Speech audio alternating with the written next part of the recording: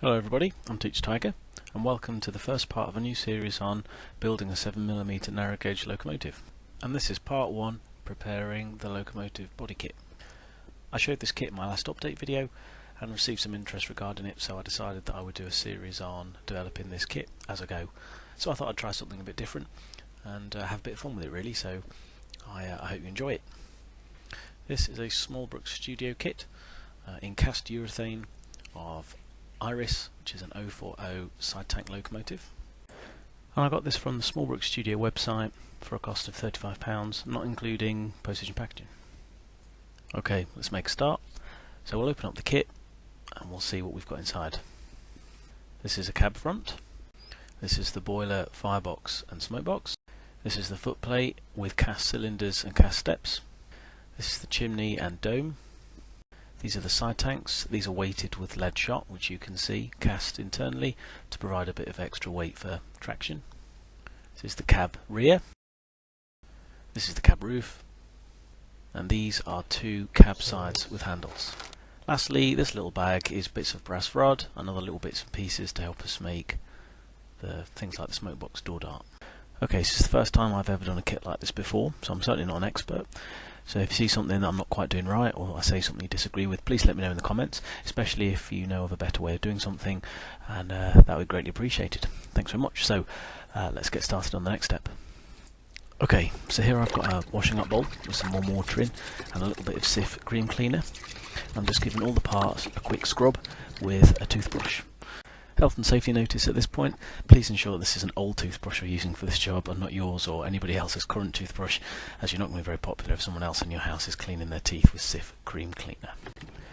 Resin parts, when they're cast, commonly have a releasing agent applied to the moulds beforehand, which helps getting the parts out again once they've cooled and hardened after the casting process.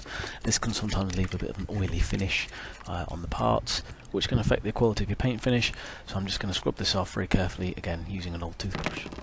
Give every part a good scrub, making sure you get into all those little hard to reach places, and then make sure you rinse every part thoroughly under clean water, just to make sure you wash away any residual cream cleaner that might be left on the parts.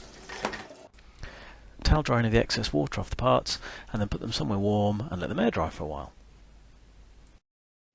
Okay, so the parts are nice and dry now, so I'm just going to give them a quick inspection and make sure that they're nice and straight, nice and even, that they're nice and clean, and look for any areas where there might be excess flash that's left over from the casting process.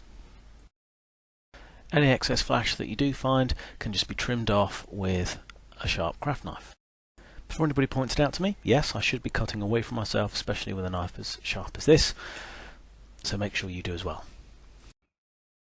So after I'd gone over very carefully and removed all the excess flash from the edges, making sure I cleared out the gap between the handrail and the cab side, as there was quite a lot of flash in there, it's time to try putting some pieces together to make sure they're all nice and even.